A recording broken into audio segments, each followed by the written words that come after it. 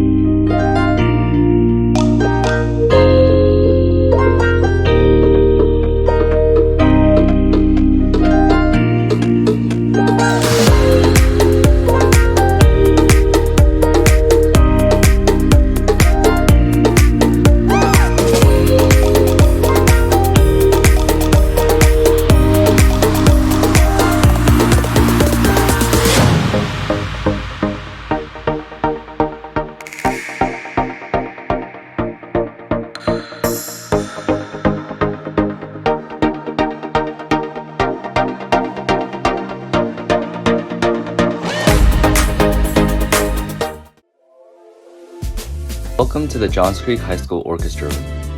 Here, the orchestra has much to offer, like a community where you'll meet and make lifelong friends, a place to express yourself through your instrument, fun events, concerts, and more.